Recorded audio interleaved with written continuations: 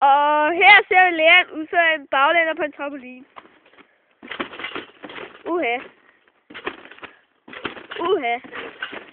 Så en forlænder.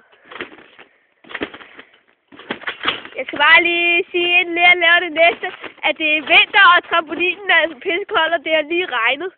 Og han er i badeshorts. Det er ikke for godt. Han tænker ikke stort, han tænker måske mere fuck. Nej!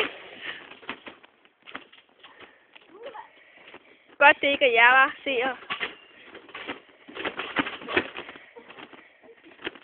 Leon, prøv lige at komme herover, inden du laver det næste ud. Ja. Hvordan har du det i dag? Koldt. Okay. Videre!